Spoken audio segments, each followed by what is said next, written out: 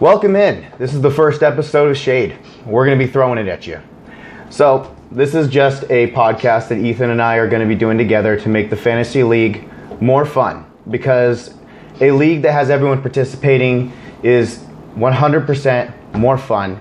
You want to be involved in it, and you don't find people just getting lazy, deciding not to play. That just gets boring if you know that the team coming up hasn't set their lineup, doesn't know what they're doing. So hopefully this podcast kind of gets everyone involved. I'm pretty much like the fantasy coach, and Ethan is the fantasy rookie. Yes. Never played before, so you're not alone. If you're out there going, I have no idea what I'm doing, neither did I when I first started. I came in last place, and I sat there going, what did I do wrong? So I don't know if I'm going to have the right answers, but we're going to give you some. So what do you think, Ethan? Pretty fun journey for us. I don't know if you've noticed, he got himself his very own fantasy NFL cup. All set to go. It is Virgin Agua off the rocks. So very, very good. So tonight, the first thing we're going to start out with is the draft order generator. We're using draftordergenerator.com. I'm not picking it. I don't know who's going to be there yet. We're going to hit draft, and we're going to see who gets the spots 1 through 12. And then we're going to kind of talk about the first top 12 people that are going to be on that board and where they're going and how you kind of want to start out the league. And we'll just kind of let it flow from here. It's the first episode. It's probably terrible. So we're not apologizing for anything. Yeah. Okay, so we're going to hit generate draft order. And boom. Pick 101 is going to be Couplar. It's you. Yes. So you're going to have the first one in the draft, and we're going to write these down so we don't lose these. Granted, they're being recorded for the world to see and shame us. Number 2 is El Capitan. So Diane, you're up on second. I have draft pick order number 3. Number 4 is Amari Christmas. So Val. Number 5 is Casey. Casey Mon 55, in case you forgot what your name was. Returner 31 is number 6, which is a tough spot to be at, especially when you're coming back from the turn. H. Dysart, you get 7. Tis Truth, I like big butts big. You should have just made that easier. Tis True, I like big butts. We know what you're saying. Sean, what are you doing? Come up with a better name. And number 9, we have Mama Goo. Give her all the bad draft picks. She does not know what she's doing. Just trade her anything. Hakima is number 10. Number 11 is going to be Savannah. And number 12 is Pete. Now the 12th position is honestly probably one of my favorite spots to be in is on the turn. Because you get 2 picks in a row. We're going to be doing a snake draft. A snake draft is you're going to be picking from 1, 2, 3, 4, 5, 6, all the way to 12. And then it wraps around, so that person that was in the back of the line, they get the pick 13, which is round 2, spot 1. The benefit to that is you get 2 people right in the beginning. It does make sense that in a hierarchy of players, the best players are going to get drafted first, worst players drafted last. So that's what you're going to be dealing with. In the spot 12, you are getting the probably 12th best person, but then you also get the next guy up, which is a great spot to be in. I personally really like that, back by the turn. Being in spot 3 is disappointing, but I already hit record, so I can't change it myself. So,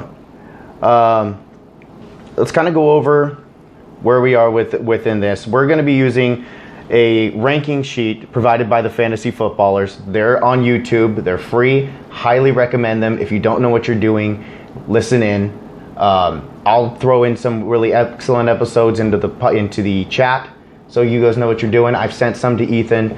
They also have the Spitballers podcast. Why don't you talk about that? Which I love every day. I go to school, put my earbuds in, listen to that, and just a relaxing time listening to them, talking about their personal lives. Honestly, in my opinion, I would not talk about my personal life on the internet. But I can't get you in trouble at all. We can. Yeah, these guys are great. It's a family-oriented podcast 99% of the time. So you can listen with your kids in the car. So overall, if you're drafting, according to the Fantasy Footballers website, the spot 101 is going to go to Saquon Barkley. The reason that you're going to go to someone like that, because I know someone listening is going, I have no idea who the heck this is. It sounds like a dog. Barkley. I personally like that name for a dog. I don't know if that's insulting.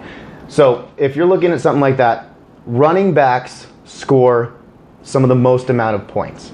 We're in a league that I believe is a 4-point per touchdown passing league. I think that's the league settings that we have for us. That means that when you're playing, you're going to want to get players that score the most amount of points. Typically, that's going to be the elite running backs. Elite running backs are going to be up at the top. A good way to practice this is through mock drafting. I had Ethan take a look at mock drafts right before this. So what were the top 3 that came up right away? Do you remember? Mine was S. Barkley. I have him actually right here. So I remember I have S. Barkley, like one of the top 3s. I just can't remember the rest of them. Yeah, right there.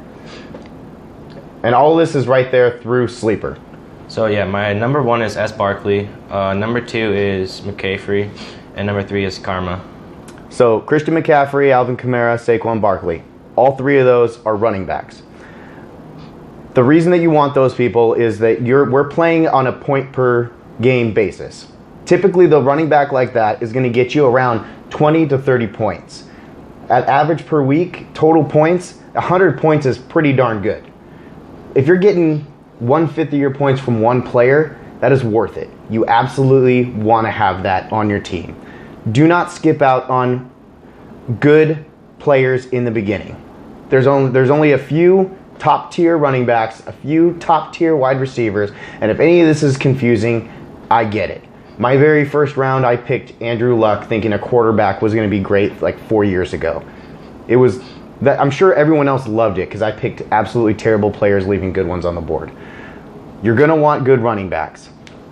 As a warning, as you're going through, those top 3 that you talked about, Barkley, Caffrey, Kamara, those are 1, 2, 3 right off the board. The 4th one is a guy named Ezekiel Elliott. Be careful. In the Sleeper app, it gives you a bunch of updates. I'm sure you're bombarded with messages on your phone letting you know who's available, what a coach said, who did what. As annoying as that can be, super useful. I can't tell you how many times I've gotten a notification that someone got injured, the next man up's coming, and if you know who that is by paying attention, or you just go to the team, let's say it's the Denver Broncos, not going to be the greatest team this year. I understand that. But if Phillip Lindsay, so their number 1 running back, gets injured, the next guy up we'd look on the list probably be a guy named Royce Freeman. He becomes instantly valuable. You're going to want to go pick him up if you don't have him. And if he's sitting on something called the waiver wire, which means a bunch of people who weren't drafted, who aren't on a team, and you can drop one of your players from your team and go pick him up. That's absolutely available. There's a guy on the list called Ezekiel Elliott. Excellent running back. Really, really good. But he hasn't shown up to camp yet because he wants money. It makes sense. If I tell you that you can make $10 million next week, but I'm only going to pay you 5 right now, and I only want to pay you 5 for the year, but you think you can hold out and get more, does that sound like something you might want to do? No. No? You want the $5 million? No, yeah, actually. Yeah. Well, there's a guy last year who sat out the entire year, made nothing. He actually made less money this year. It didn't work out for him, but apparently this guy thinks it's going to work out for him. Hey, I'm with you. $5 million, I'll do it. But, you know, there's a lot that goes on the board. If you feel like you're worth it, do your thing. 4th guy up is a guy called Devontae Adams. He's the first wide receiver that would go off the board. This guy's just as good of a running back. He's got a premium quarterback behind him, Aaron Rodgers. Guy's really, really good. He's one of the top quarterbacks in my opinion, and he's going to have a great year this year. After that, DeAndre Hopkins. Do any of these names sound familiar to you? Yes, DeAndre Hopkins is my number 4 pick, wide receiver. Hopefully I'm going to get him. You think you're going to reach for him around the corner? Yeah. Oh, man. All right. So, right there after that, after DeAndre Hopkins, you got Julio Touchdown Jones. This guy's good. He's great. He gets you at least 1 touchdown a game on average. It is worth it, and he gets a ton of yardage. So if you're looking for someone to go, if you're going to pick up a wide receiver and try to skip over one of the top tier running backs, right there, Devontae Adams, DeAndre Hopkins, Julio Jones, those guys are worth it. Granted, as a reminder, we're doing half point per reception league. What that means is if you're trying to look up people and they give you rankings, they're all going to be different depending on your scoring system. We're using half point. This is where you want to go and look the stuff up if you're looking for rankings. After him, we have David Johnson, running back for the Arizona Cardinals. So, I know that your dad's a big fan of the Arizona Cardinals. Oh, yes. They did absolutely terrible last year, and I loved it. Honestly, I don't watch football enough, which I'm going to try to hop on that train and get all the names down and all that, all the positions and all that, coaches. I start getting, exceeding more in fantasy football because I kind of want to start making money in my spare time. Well, you can do that. You can also lose money. That's something that's absolutely there. After him, you get Tyreek Hill. There's a risk drafting Tyreek Hill only because he's had risk in the past. So if you go and get a guy named Tyreek Hill, there is issues off of the football field that get this guy in trouble. He's had child services at his house. He's had a bunch of other stuff. He's been suspended by the league. So there is things that come with somebody like that. This is kind of like inside baseball stuff. But if you're going to take someone like him, if you're just going off of the automatic draft order, be careful that when you draft someone like that, they may not be available for your full season. These are things that you can absolutely listen to. The fantasy footballers, they do a great job on touching on the stuff. They keep you updated. Sleeper will keep you updated as well. If that guy gets in trouble, you know that you need to go and get somebody else. The other side of it is pick this guy up, use him for a couple games. If you decide that the risk is getting there, you could trade him. That's another option. Beyond him is Todd Gurley. Todd Gurley had major issues with his knees last year. Arthritis started coming up. Apparently his coach said he's doing better than he ever has. He clocked him at 21 miles per hour. I don't know if I run 21 miles per hour. Probably not. Be lucky if I can hit 2. Behind him, you have Dalvin Cook, Juju Smith-Schuster, and Le'Veon Bell. Hold on.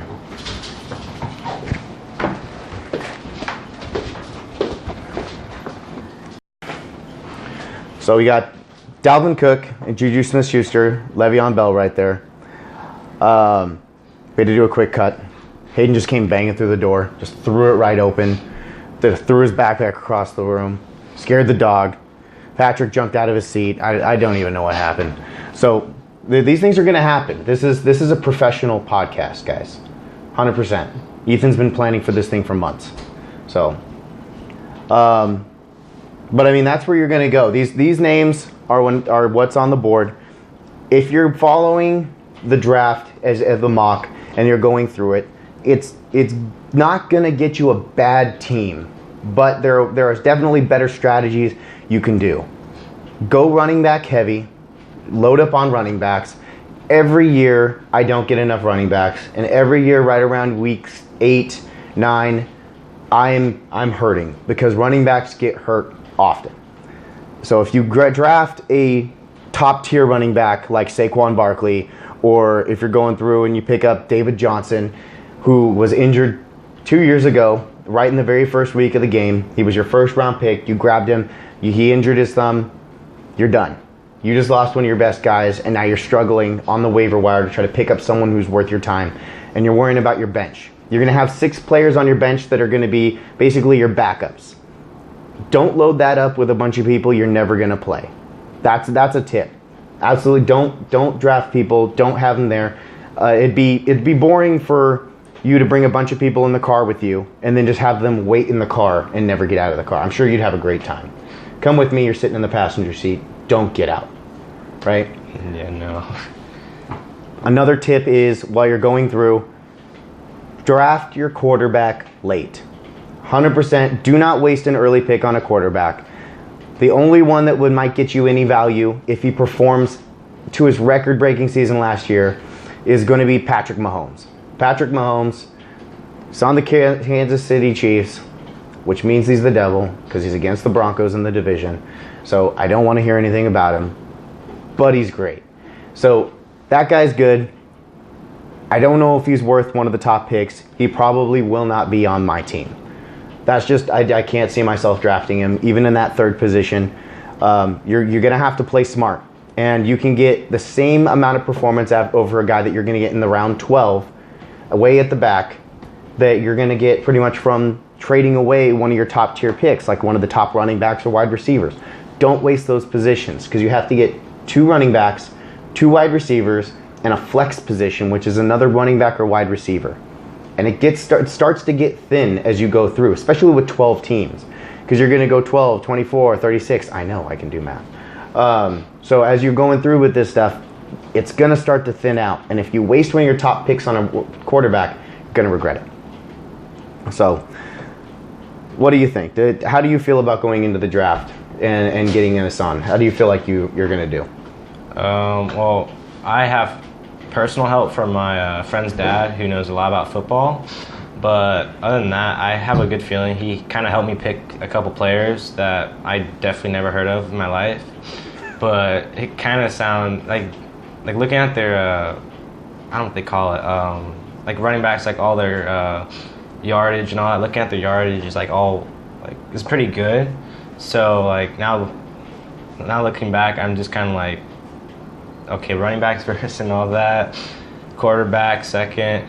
Don't you have to have a defense, right? Yeah, in our league we have defense and tight ends. Personally, I stream defenses, which means you look at a matchup. If you know that a really, really good defense is going to go up against a team that has a weak offense, then you want to play that defense against them. You know, if that's just one of the things you're going to want to try to do. Maybe you can plan 1-2 weeks out, but you're going to be wasting that bench space. If you draft a defense early, once again, you're prioritizing a spot over, that's a one position fill. And, sometimes you're going to get kind of mediocre points, maybe anywhere from 6 points up to 10. And you could be prioritizing that guy over somebody else you'd really rather have. So, who are you going to go for? I hear a lot of people wanting the Chicago Bears this year, but they lost their main defensive coach. Are they the same team anymore? I don't know. Last year, everyone went for the Jacksonville Jaguars. They sucked. I went and picked up the Vikings early. I thought they were going to be great. They sucked in the first few games. I regretted them. I dropped them. Then they got good. So it didn't do me any good. I wasted that point in the draft. Well, my personal suggestions is so far I have 2 teams, which I would not say because we're kind of competing against each other. But for sure I have a... Tell me all your picks. No. But for sure, I'm feeling great going into this. Like, I have help again. My friend also knows a lot about football. Not gonna lie, he did tell me if I was doing this, I should have an earbud in. He'd tell me what to say, but that wouldn't work out. But other than that, yeah, I feel pretty good going into this. Hopefully I win. Again, I would like to throw some players or teams on our league. But other than that, yeah, it's gonna be a fun experience. Yep, and expect that. This is for fun. We're not trying to do this to make a business. Not trying to do this for anything else. This is just to make the league more fun. There's going to be 6 winners, which means you also get 6 losers. And at the very end of the season, you get 11 losers. And that's just the most fun that you can possibly have. If you do something silly, we're probably going to talk about it. And if you can't handle that, I'm sorry, you're going to have to toughen up. No snowflakes in the league. That's just the way that it's going to be. It is for fun. It's to keep it interesting. And please, down below in the comments, if you want us to talk about something, you have a question, drop it in the comments down below. We'll read them. We'll go through them. I'm sure we're going to embarrass ourselves here. This is just our first episode. If we forgot something, we'll try to hit on it next week. Unless we get super busy, then we won't. And I think that'll probably be it. So anyways, thank you. Ethan, take us out of the show. You've been watching Family Feud podcast. Cut. No. Love it.